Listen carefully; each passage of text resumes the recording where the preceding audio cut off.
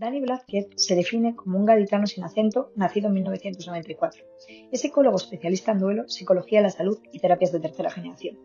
También es profesor universitario en la UNIR, trabajador social y mediador. Durante años estuvo muy ligado a distintos medios de comunicación, ya fueran prensa, radio o televisión, hasta que en 2022 consiguió unir sus dos vocaciones, los cuidados y la comunicación. Su orientación profesional es integradora, con un método único con base en terapias de tercera generación. Su libro, Hazle un hueco al dolor, habla del duelo como una pérdida en la cual tenemos que asumir que algo no vuelve a ser como antes. Lo define como una huella permanente alrededor de la cual la persona se va haciendo más grande.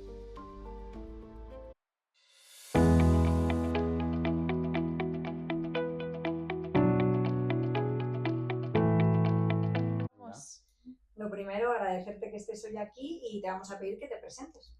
Ok, pues yo soy Dani Blázquez, soy psicólogo especialista en duelo, también en terapias de tercera generación, sobre todo en aceptación y compromiso, y actualmente pues estoy compaginando mi propia consulta con las clases en la UNIR, en la Universidad de La Rioja, y llevo unos años divulgando en redes sociales y que es un poco pues juntando mis dos vocaciones, porque yo tenía una gran vocación de comunicación cuando era niño, y luego se sembró la vocación de los cuidados, como yo le digo, a la psicología, y ahora pues tengo las dos ahí a mano. Fenomenal.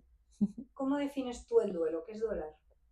Pues mira, yo siempre digo que es un proceso emocional, porque hay gente que dice un sentimiento, una etapa de la vida, bueno, un proceso emocional, ¿no? Que es como un viaje de emociones, y siempre digo que es un proceso necesario, saludable, que tiene sentido además, ¿no? para todos nosotros, y que nos permite integrar la pérdida en nuestra vida, ¿no? Que también yo creo que es como un lugar desde el que ya cambia un poco la perspectiva de lo que es el duelo, que es algo desagradable de sentir, pero si me permite integrar la pérdida, pues yo lo quiero hacer, porque quiero sanar ese dolor, ¿no?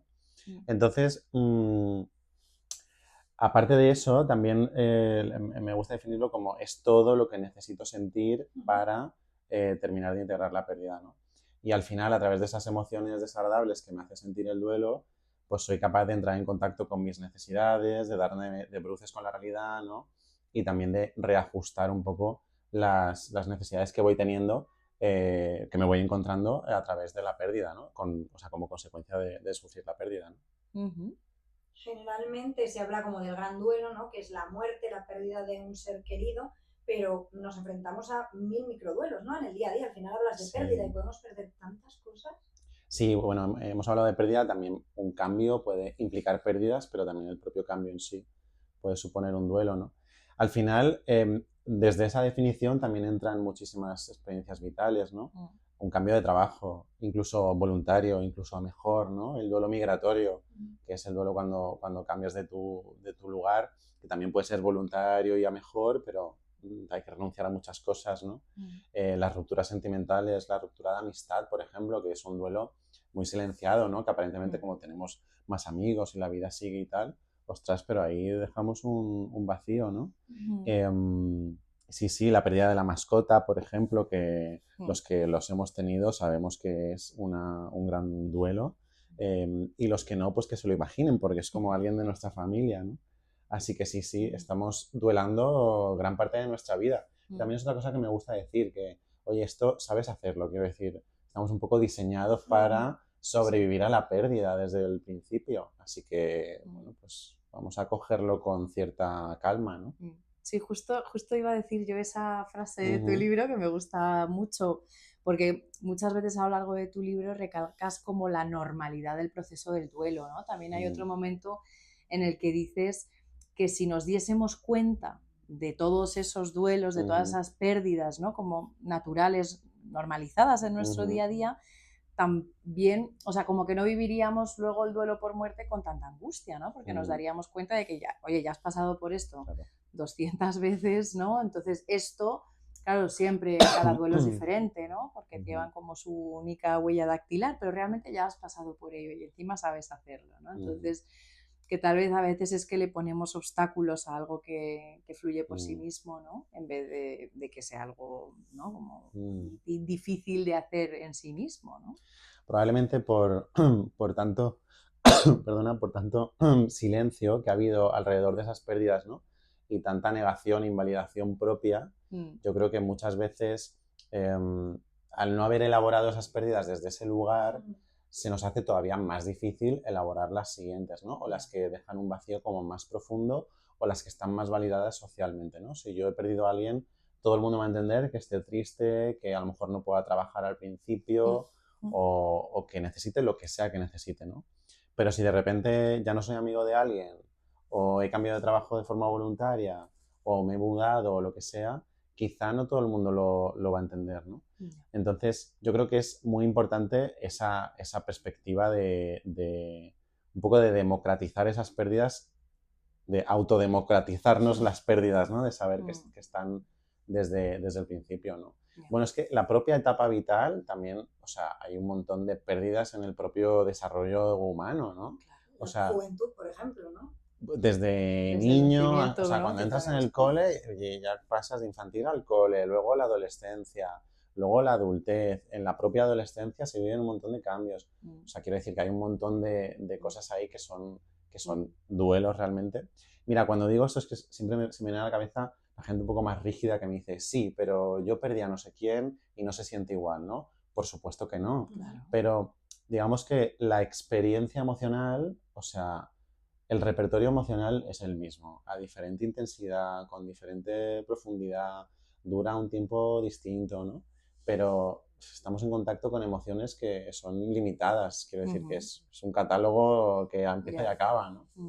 Sí, claro, es que además yo me pregunto exactamente dónde está este duelómetro, ¿no? O sea, ¿cómo podemos medir o dónde está la vara de medir de, no, es que tu mascota, porque mi madre, porque tu mudanza, porque yo me fui más lejos, ¿no? Yo creo que ahí sí que hay muchos duelos exactamente que no se están legitimando y entiendo que producen el doble de dolor, ¿no? El no poder reconocerlo.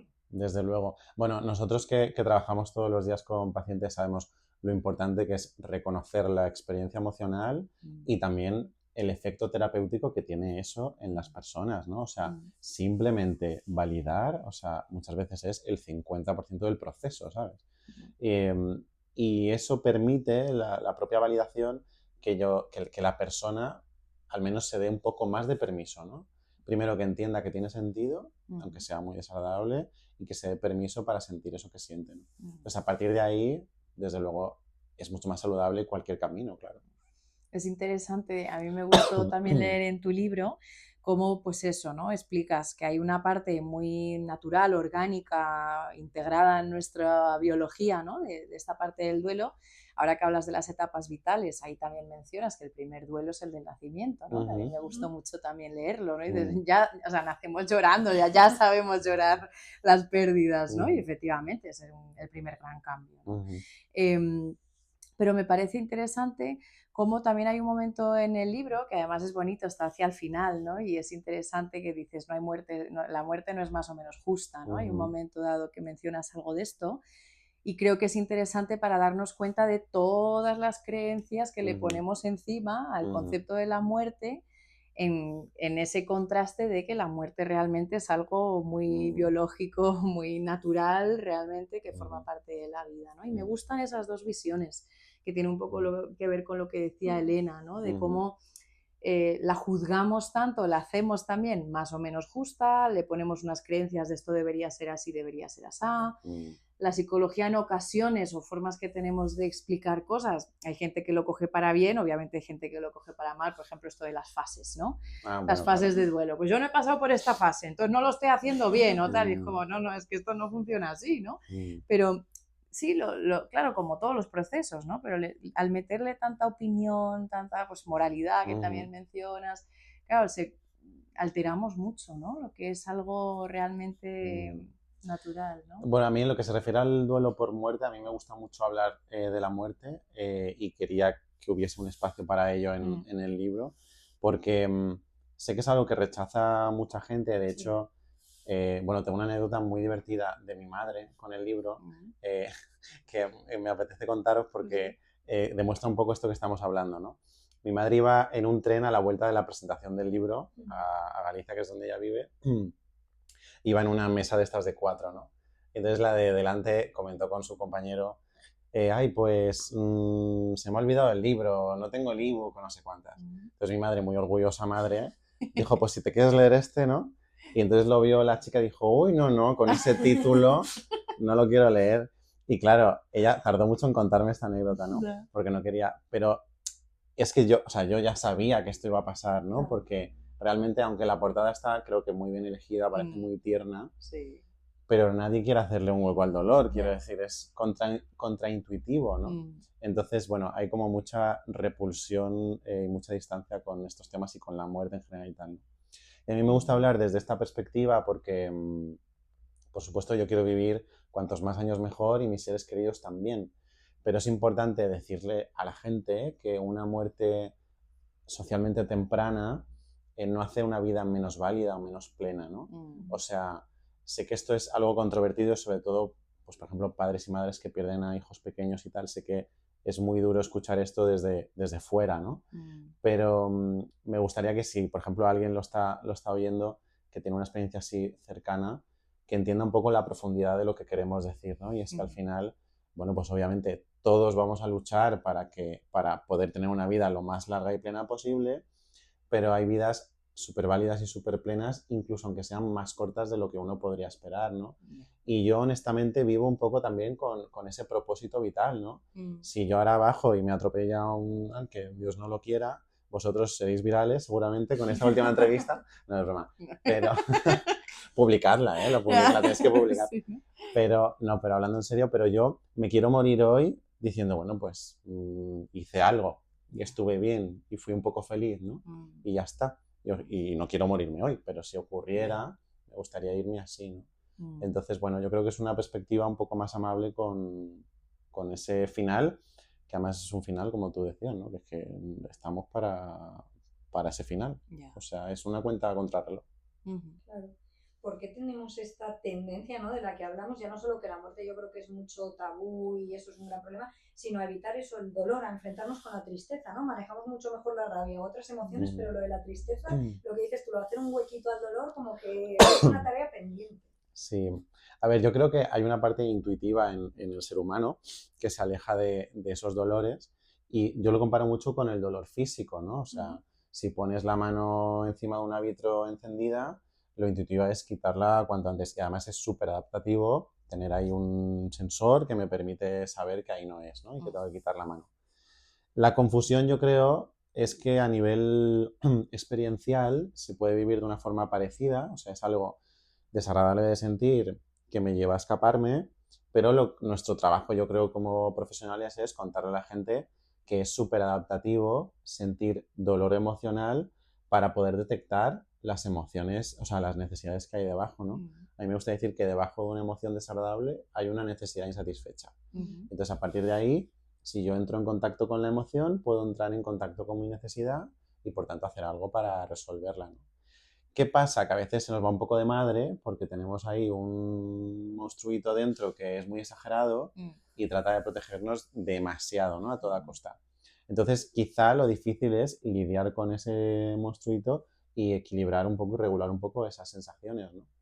Pero el por qué huimos es que es muy intuitivo y muy normal, ¿no? Y además yo siempre empiezo por ahí, ¿no? Todas las terapias de duelo y tal, siempre empiezo como explicándoles, bueno, es normal que sientas esto, pero igual hay una manera diferente de convivir con esto que no sea estar huyendo, ¿no? Porque además lo sabemos, ¿no? O sea, huir de esas cosas, hay una especie de depósito de emociones que tiene que vaciarse.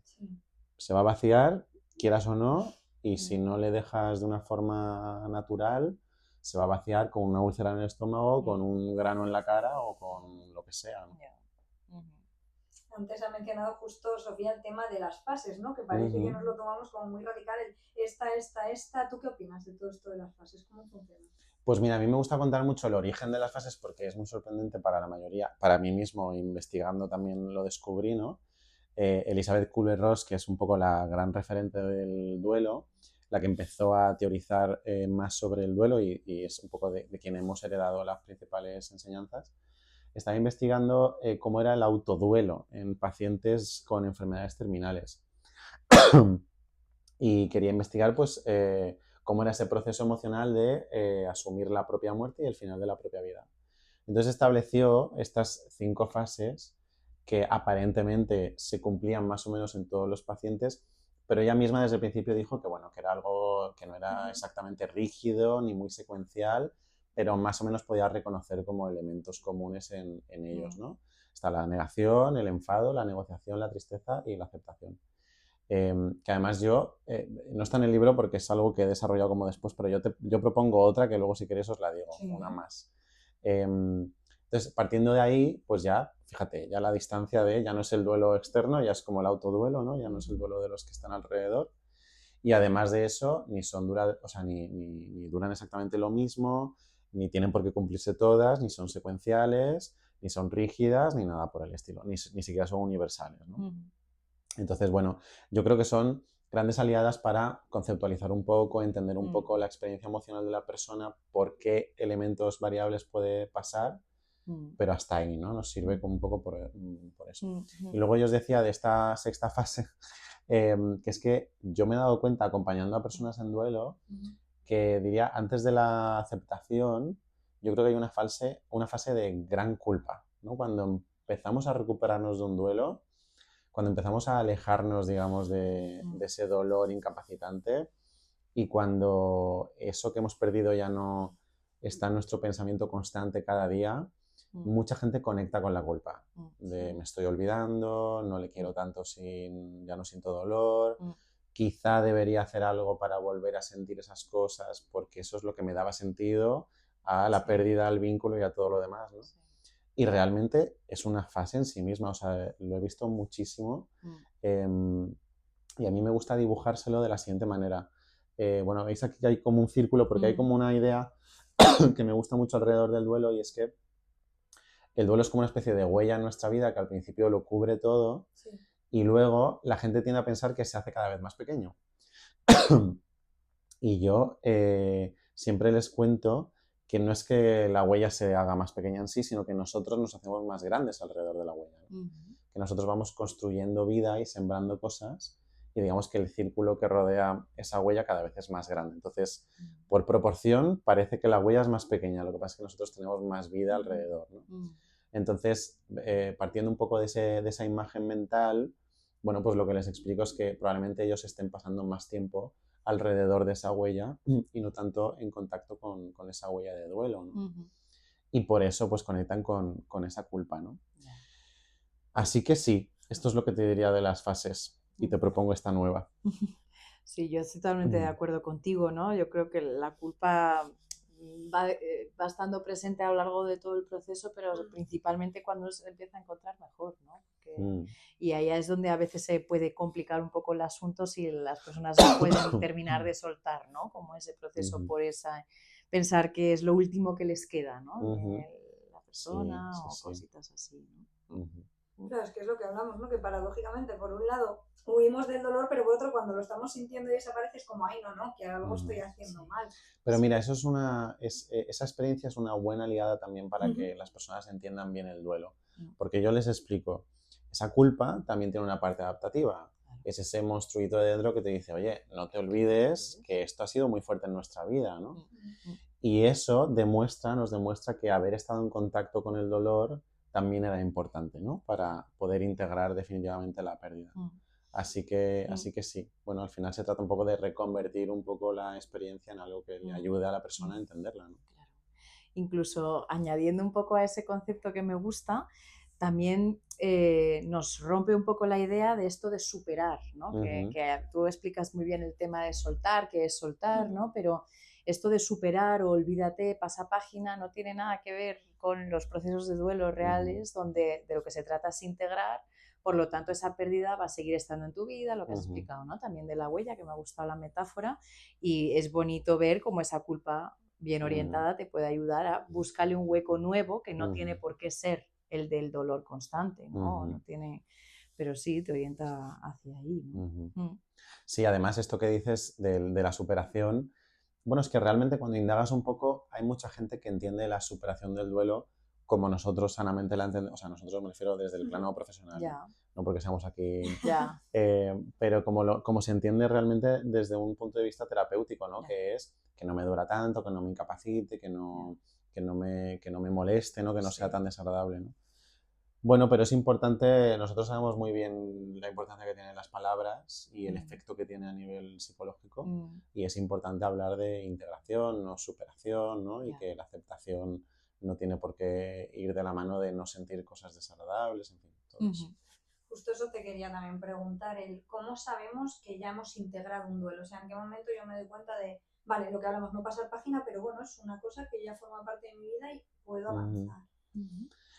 Pues mira, yo lo resumiría en cuando deja de ser incapacitante. Yo creo que es un primer gran paso que ya nos da buenas pistas, ¿no?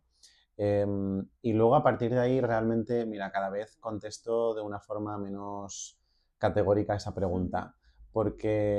Primero porque creo que es difícil de establecer.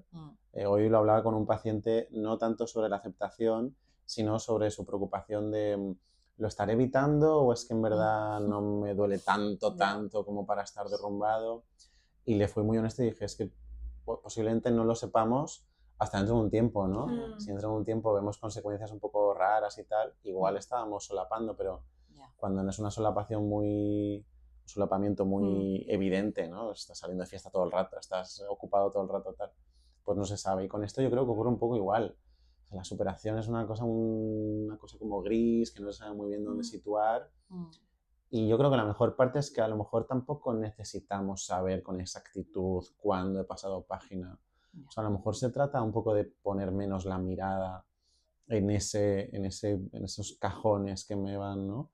Que me van estructurando la experiencia. A lo mejor se trata precisamente de que tú puedas seguir viviendo, seguir sintiendo cosas y probablemente pues de repente un día te levantes y digas, ostras, pues ayer no lloré. Ostras, pues hoy me acuerdo ahora de la persona, pero llevaba ya unas horas sin pensar en esto, ¿no? Y ya está, ¿no? Simplemente eso. Y el lado contrario, porque bueno, se habla mucho, a mí es un concepto que me gusta mucho, el tema del duelo patológico y demás, pero ¿cuándo saber que se te está enquistando demasiado? Pues mira, a nivel clínico tenemos unos criterios diagnósticos que además van cambiando, por lo tanto, qué gracioso, ¿no? Y yo recuerdo, yo cuando estudiaba creo que eran a partir de 24 meses, era el duelo prolongado, persistente o como se llame, ¿no? Y ahora es a partir de 12, que ya también nos da buena cuenta de cómo la sociedad se va transformando, ¿no? A esa necesidad de funcionalidad constante, de producción constante, en fin. Esta es mi crítica de hoy. Pero eso, y además es 12 meses en adultos, 6 meses en niños, que es como, bueno, por la cara un niño necesitará menos tiempo, que va a otro ritmo, ¿no? Y que a nivel emocional es otro ritmo, pero joder, tampoco... En fin, a nivel clínico tenemos esos elementos. Yo no soy partidario de jugar con los tiempos. Es que claro, te iba a decir, si ha pasado demasiado tiempo y sigue siendo muy incapacitante, es que probablemente haya un problema añadido. O sea, probablemente las cosas se hayan complicado en la vida de la persona, ¿no? Quiero decir, vamos a imaginar un duelo donde la persona se refugia mucho, hay mucho recogimiento, hay mucho aislamiento, ¿no? Por lo tanto, va a estar menos en contacto con reforzadores externos, con su comunidad, su red de apoyo. Todo eso va haciendo mella, ¿no? Y va haciendo el agujero más hondo, ¿no? Y a lo mejor el problema con el que llega a consulta después de 2 años, quizá no es tanto la pérdida, a lo mejor se manifiesta a través de la pérdida, pero quizá no es tanto la pérdida, sino una vida que se ha roto, ¿no? Unas consecuencias de ese duelo que se han friccionado, ¿no? Y hay que atender a lo mejor otras cosas ahí, ¿no? Tampoco tanto la pérdida. Yo recuerdo un duelo aparentemente muy complejo, porque había pasado ya un tiempo, vamos a llamar prudencial, y también el vacío, el espacio que había dejado esa pérdida en la vida de la persona, digamos que no era, bueno, pues tan primario como otras pérdidas, vamos a definirlo así. Y traía aparentemente un duelo muy complejo. Y luego rascabas en su historia de vida y había una historia muy complicada, con unas negligencias muy fuertes en la infancia. Entonces, bueno, pues probablemente entrar en contacto con el duelo de aquello, con la pérdida de aquello, activó muchas otras cosas, muchas otras pérdidas de su infancia, de seguridad, de control, ¿no? Entonces, bueno, en cuanto rascas un poco te das cuenta que un duelo normal se resuelve más o menos solo, quiero decir, ¿no? No sé si estás de acuerdo, contadme. Sí, yo estoy de acuerdo contigo. También me vienen casos a medida que vas poniendo ese ejemplo, ¿no? También de eso, que me viene un poco lo que hemos dicho antes, que al final el duelo es un proceso realmente bastante orgánico. Yo lo que me he encontrado en personas a las que he acompañado en un duelo que ha sucedido hace poquito, ¿no? Yo siempre les digo, realmente yo te estoy acompañando, ¿no? Aquí no, porque hay gente que se alarma, porque se angustia mucho por esos sentimientos de dolor y viene a hacer terapia. No estamos haciendo terapia. Yo te estoy acompañando, porque realmente aquí no hay nada que tratar, no hay nada que cambiar. O sea, yo te voy a ir tranquilizando, ¿no? En que esto que tú estás viviendo es normal, ¿no? Entonces, yo sí veo mucho cambio también, ¿no? En personas que vienen con un duelo muy activo, que ha sucedido hace poquito, y personas, pues eso, que vienen a traer una elaboración de un duelo que ha pasado hace tiempo, que como tú dices, realmente te toca en lugares de cosas pues, que no estaban resueltas, por ponerlo muy entre comillas, que la palabra tampoco me gusta del todo, ¿no? Pero a veces pues se muere tu madre y después de un tiempo te das cuenta de que el hecho de que nunca, no sé, que nunca sintieras que tu madre estaba orgullosa de ti, pues a día de hoy es algo, ¿no? Como que tienes esa herida muy abierta. Tal vez no está tan abierto el duelo, sino eso que nunca has tenido, que ahora tal, ¿no? Entonces, yo sí creo que, y en general, me gusta esta mirada que tienes, que yo la comparto, que realmente el suceso en sí está arropado por el contexto y el contexto marca en gran medida, con mucho más peso, el cómo vamos a gestionarlo. Tampoco tiene nada que ver una familia, por ponerlo de una manera, ¿no? Que se muere el padre y la familia está, bueno, pues en una situación económica de seguridad y tal, que tal vez el entorno no se le trastoca demasiado, a una familia que el único que trabajaba, imagínate, es el padre, el principal sustento económico, y toda su situación cambia. Y se tienen que mudar y tienen que cambiar de coles y no tienen apoyo. O sea, es que todo el contexto va a marcar mucho, ¿no? A mí me gusta un modelo, que es que ahora no recuerdo el nombre, que habla de los procesos duales en el duelo, ¿no? Habla de como el proceso emocional en sí, y luego habla de todos estos factores contextuales que hay que tener en cuenta y que influyen en que el duelo pues, pueda ser más complicado, menos complicado, no tanto patológico, pero complicado, ¿no? Porque es más difícil que puedas elaborarlo, que puedas permitirte espacio al dolor. ¿Cómo voy a tener espacio para el dolor si tengo que estar buscando una casa donde vivir con mis hijos? ¿No? No hay tiempo, ¿no? Eso es. Entonces, bueno, yo estoy muy de acuerdo, ¿no? Con esto que dices. Sí. Es que, fíjate, estoy pensando que este discurso que tenemos necesita revisión constante, ¿no? Porque hacemos mucho hincapié en la necesidad de la persona o la inquietud de la persona por quitarse el dolor de encima, pero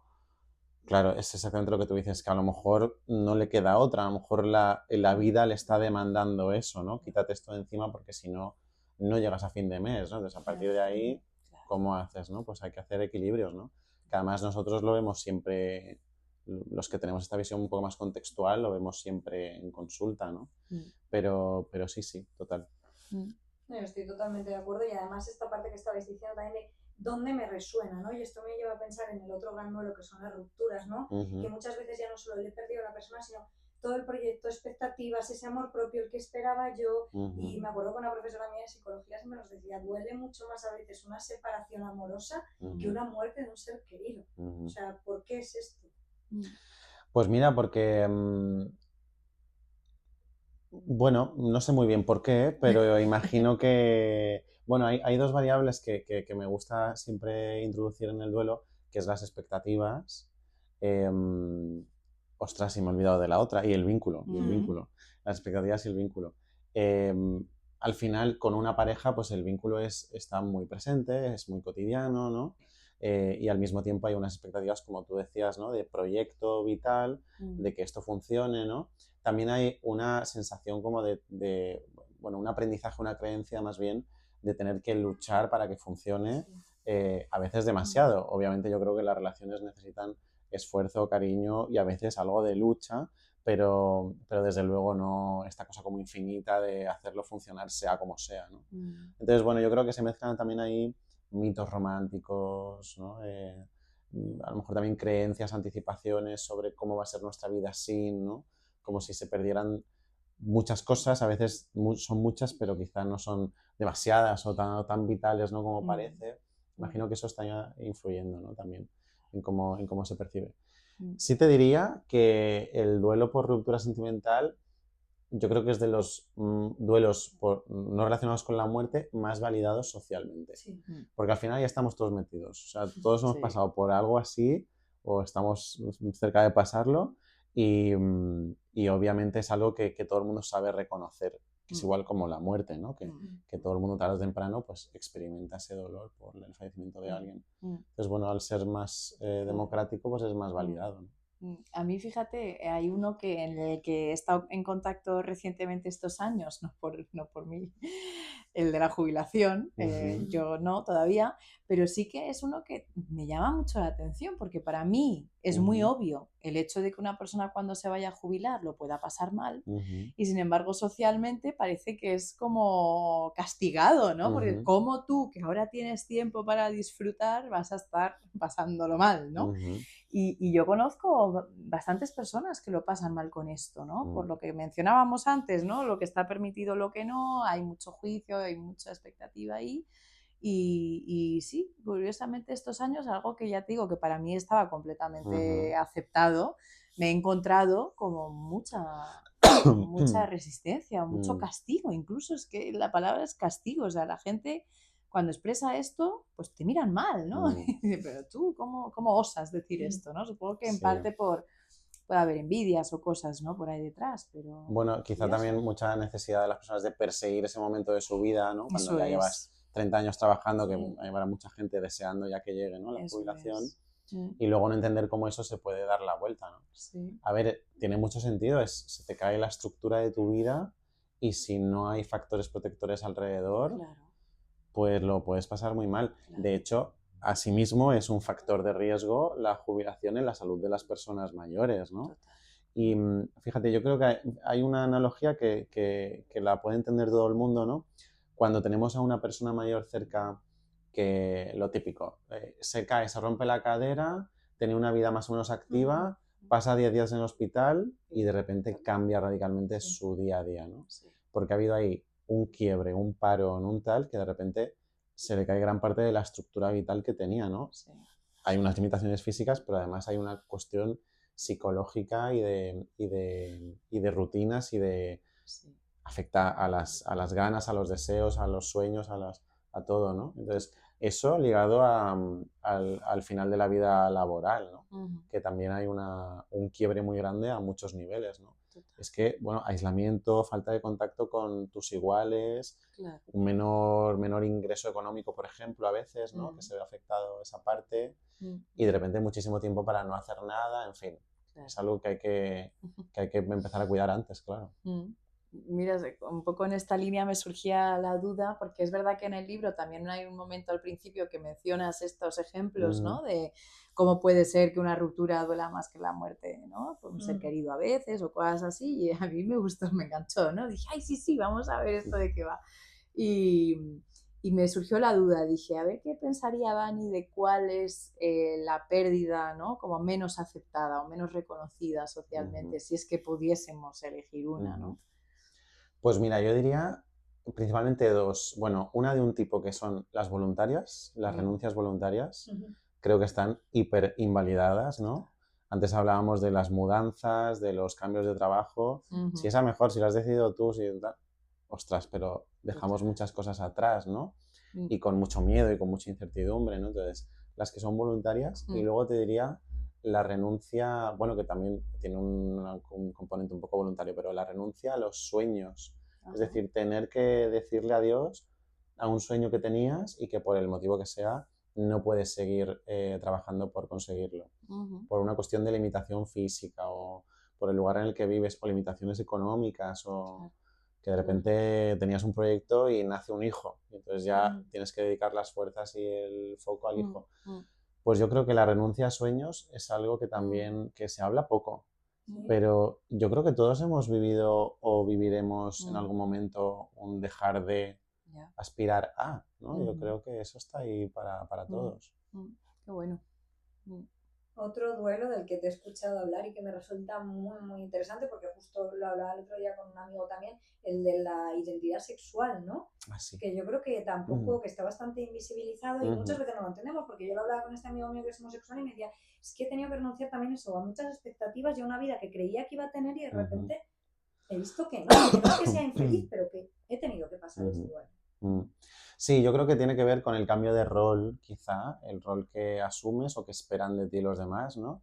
Y ese sí que tiene todo que ver con las expectativas también ajenas. Mm, A veces es un duelo para uno mismo y a veces es un duelo para el resto, ¿no? mm, Que también siempre digo, ¿no? Que al lado de un duelo hay muchos otros duelos, ¿no? Alrededor del propio duelo.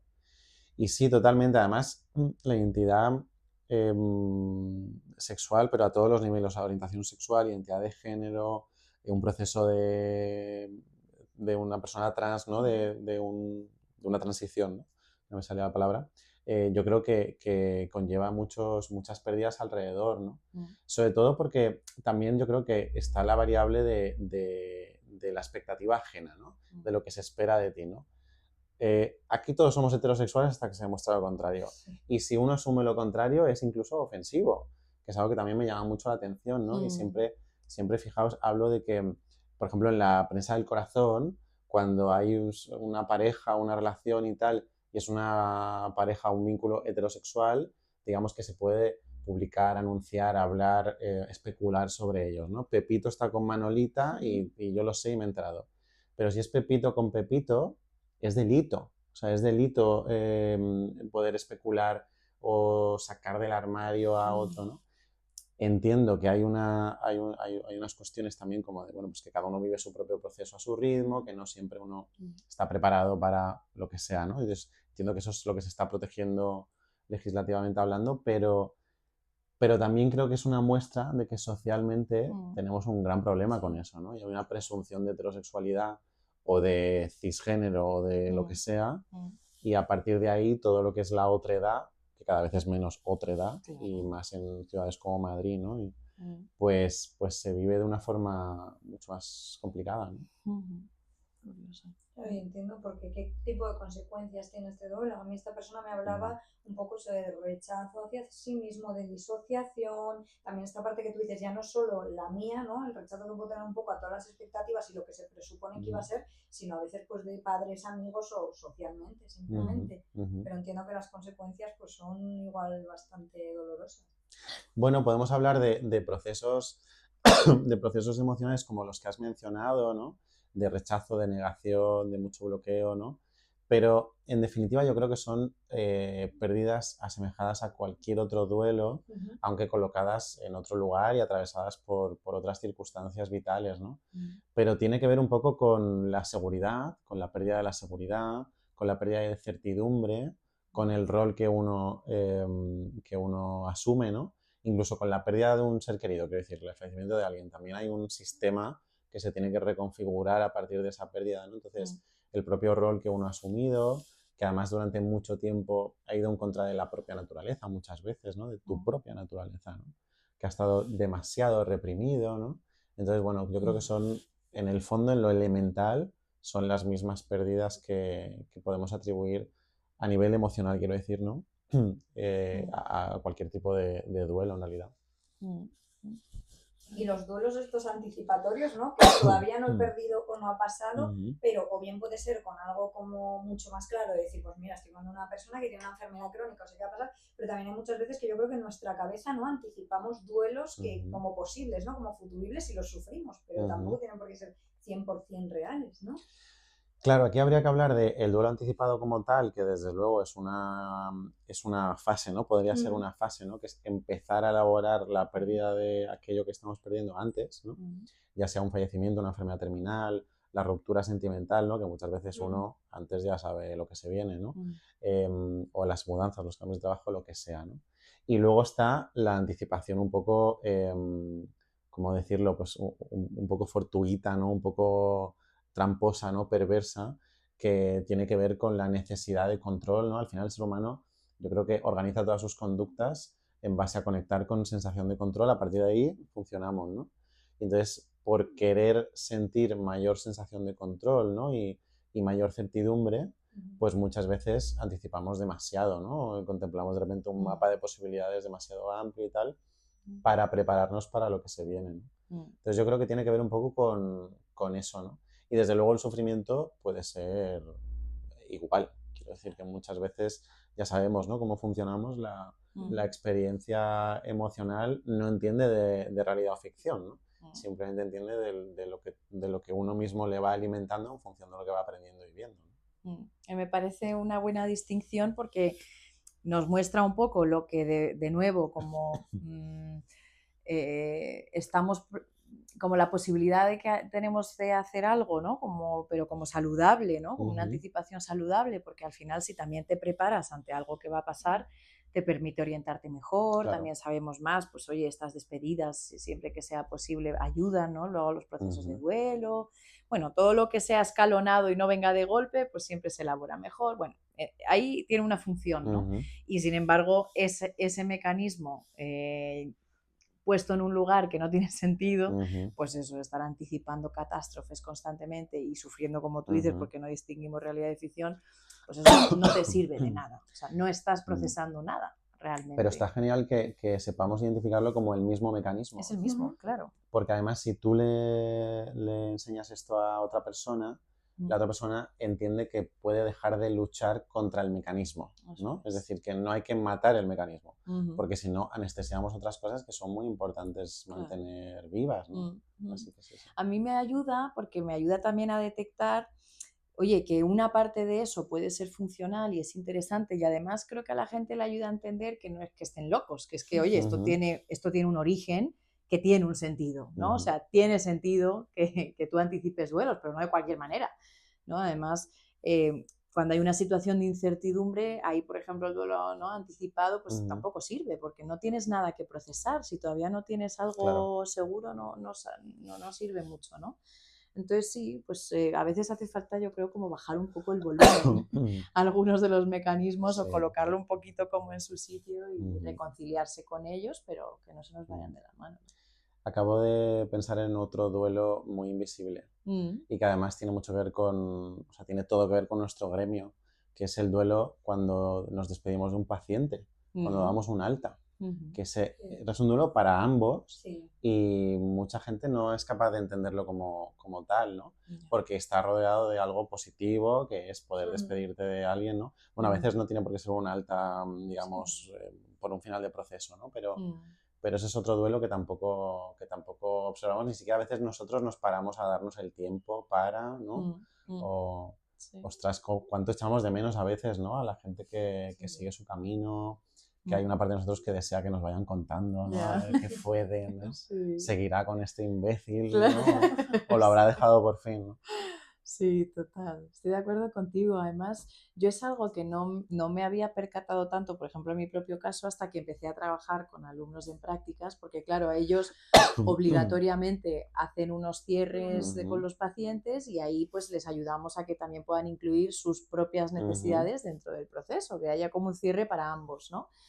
Y yo misma me di cuenta, bueno, ¿y yo qué, no? O sea, ¿yo qué hago con mis historias? Claro. Y es verdad que yo por lo general no suelo dar altas, entonces claro, es como un proceso muy orgánico que se va espaciando en el tiempo, ¿no? Y al final es como que, ¡puf!, te dejas de ver, pero a mí me sirve darme cuenta de que, bueno, pues de que yo, por ejemplo, cuando he integrado también formas de cerrar, aunque no sea a través de un alta, pero sí de alguna forma, que es verdad, yo creo que los símbolos y los rituales nos ayudan mucho en general como seres humanos y en el duelo tienen también mucho sentido. Buscar una manera de que haya por lo menos como microcierres, ¿no? O pequeños cierres, porque eso sí nos ayuda como a cerrar, ¿no? Nos ayuda a colocarlo, ¿no?, en nuestra historia, ¿no? Sí. A contarle al cuerpo que esto termina aquí y luego se puede transformar un poco, pero sí. Yo suelo dar altas a lo mejor más explícitas de vez en cuando, quiero decir que también tengo procesos de estos que de repente se disipan, pero cuando doy un alta de cierre de en realidad esto ya no tiene más sentido, está bien así como está, les digo, oye, vente un día al despacho, nos tomamos algo. Y nos hablamos y nos reímos y tal. Yo necesito un poco como ese último de, vale, ya no somos, ya podemos ser un poco más horizontales aquí, ¿no? Y esto viene muy bien. Qué bueno. Es ese pequeño ritual, ¿no? Claro, sí. Total. Y ya así para ir cerrando un poco, un par de preguntas. Una es el cómo hacerle hueco a ese dolor, ¿no? Para alguien que pueda estar viéndolo y esté en un momento un poco complicado, pues de qué manera puedo empezar a ir abrazando, ¿no? Esta huellita de la que tú hablas. Y luego la otra que a mí me parece como complicadísimo, que es cómo acompañar o echar un cable a alguien que está pasando por un duelo, porque a veces lo típico de, bueno, es que por mucho que te diga cómo es tu proceso y no lo puedo remediar, yo creo que a veces no sabemos y evitamos un poco o te hacemos así en la espalda, o sea, ¿de qué manera podríamos arropar? Pues mira, la primera, cómo hacerle ese hueco, yo creo que hemos hecho hoy muchísima psicoeducación y eso ya hace mucho para poder hacerle ese hueco. O sea, yo creo que gran parte de mis procesos tienen que ver con psicoeducar sobre esto y hacer entender qué significa esto en mi vida, qué función cumple, para qué me sirve, ¿no? Y bueno, ahora tenemos un instrumento maravilloso que es la peli de Inside Out, que todo el mundo empieza a entender que las emociones desagradables cumplen una función, sirven para algo. Entonces yo creo que a partir de ahí ya es mucho, ¿no? Luego, practicar muchísimo la paciencia. Entender el trabajo de no asimilar el dolor como algo exclusivamente negativo, ¿no? Y saber que tiene esta parte que tiene sentido, que puede ser saludable incluso en cierta medida, ¿no? Y luego también dejarse fluir un poco, que sé que es algo que es muy fácil decir y muy difícil de hacer, pero tiene que ver un poco con esto de igual no hay que resolverlo todo. Quiero decir, igual hay cosas que se sienten y ya, y no hay que resolverlas, ¿no? También digo muchas veces que las emociones no están hechas para sentirse todo el rato, entonces ya está. Quiero decir, tienen un periodo, van a atravesarte durante un tiempo. Cuanto más le dejes hacer su trabajo, cuanto más le dejes atravesarte, menos tiempo tardará en hacer el recorrido y marcharse, ¿no? Entonces yo creo que tiene que ver un poco con eso, la permisión y el comprender, ¿no? La comprensión del proceso, la permisión y la paciencia, ¿no? Y luego el cómo acompañar, pues yo siempre soy muy amigo de mis dos palabras favoritas que son ¿qué necesitas? Que es preguntar qué necesitas, ¿no? Y esto parece algo muy obvio, pero no lo es en absoluto. No lo es en absoluto. Mira, yo tengo una tía abuela que tiene 98, ¿vale? Y de aquí tiene 50, es increíble. Ella ha sufrido grandes pérdidas, ha perdido a 2 hijos en su vida y además de forma muy traumática. Entonces cuando saqué el libro lo primero que hice fue llevarle uno, ¿no? Y es una persona que nació en 1928 y como podéis comprender, pues de estas cosas no se hablan en casa, ¿no? Y entonces de repente yo fui y le dije, léetelo, ¿no? Y además fue muy divertido porque cuando me llamó y me dijo, ya me lo he leído, y le dije, ¿y te ha ayudado? Y me dijo, no. Y dije, bueno, pues vale, pues normal, ¿no? O sea, te entiendo. Pero me dijo, pero luego quedé con ella, me dijo, te voy a decir cosas con el libro en la mano. Y me dijo muchas cosas que había puesto en valor, o sea, que algo le había ayudado, ¿no? Y una de ellas fue el qué decir y qué no decir, que es un fragmento del libro en un proceso de duelo ajeno, ¿no? Cuando acompañas. Y me dijo, me ha llamado mucho la atención porque tengo una amiga con un duelo que tal, y el otro día la llamé y le pregunté qué necesitas. Me lo decía como algo súper marciano para ella, ¿no? Cuando ella estaba acostumbrada a solapar un poco el dolor, hacer algo para adormecerlo y anestesiarlo, ¿no? Entonces, ¿qué necesitas, no? Son las palabras mágicas. Y luego le robo siempre a un compañero, a Juan Muñoz de Psicología, igual le ubicáis, que presentó conmigo el libro en Jerez. Y salió esta pregunta, ¿no? Y hablamos un poco de esto. Y él dijo, hay que acompañar como acompañan los perros. Y me encantó esa frase. Es buenísimo. Y yo ahora la repito todo el rato, ¿no? Sí. Porque es exactamente eso, ¿no? Quien ha vivido con un perro, sí. No como un perro, sabe que muchas veces se acercan, se sientan a tu lado y no hace falta que hagan nada, porque además poco pueden hacer los pobres, ¿no? Más que sentarse a tu lado. Y ya está, y esperar y acompañar. O sea, eso es mucho, ¿no? Y luego algo más concreto, pues sobre todo la logística, o sea, las cosas burocráticas, la comida, los horarios, el llevar, el tal.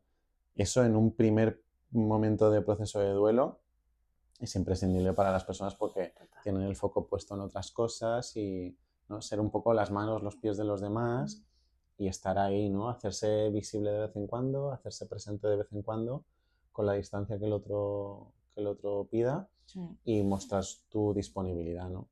Y luego respetar a quien no quiere ser ayudado, ¿no? Pero más que nada porque la mejor forma de ayudarles es darles el tiempo, incluso aunque eso vaya en su contra a la larga, ¿no? Pero de repente meternos en una casa cuando nadie nos llama no es buena idea. Claro. No es buena idea. Sí, a mí me estaba viniendo la palabra de respeto, ¿no? Que al final creo que en los procesos de duelo, igual que en el resto de cosas, pero ahí se hace muy obvio cómo tendemos a proyectar lo que nos está pasando a nosotros con el duelo de la otra persona, ¿no? Y que antes mencionabas un poco en la pregunta, ¿no? Esto de cómo hago que esta persona se sienta mejor, que no es tu responsabilidad, no tienes que hacer eso, ¿no? Y tal vez es tu propia angustia de ver a esa persona que está mal y esa persona tiene que estar mal, ¿no? Creo que hay como mucha tendencia a inundar con nuestras emociones a la persona que está duelando, ¿no? Entonces es verdad que yo creo que ese recordatorio, ¿no? De pues eso, que lo tuyo no es lo del otro, respeta lo que el otro está necesitando, son pequeños recordatorios que no son tal vez cosas que hay que hacer, sino que no hay que hacer, ¿no? Que nos colocan. Sí. También hacernos amigos de palabras como no sé, o no sé qué decirte, o no me puedo imaginar lo que estás sintiendo, ¿no? Total. Que respetan muchísimo el espacio de los demás. Va a haber muchas preguntas sin respuesta, ¿por qué a mí? ¿Por qué ahora? ¿Por qué tal? Y la gente solemos tratar de cubrir el espacio de esas preguntas, ¿no? Porque el mundo es injusto, porque tenía que ser así, porque todo pasa por algo, no sé cuántas mierdas de esas que no sirven para nada, ¿no? Y a veces es mejor decir, pues no sé por qué ahora y no sé por qué a ti. Y claro que no mereces este sufrimiento. Y ya está, si no hay que hacer nada más. Sí.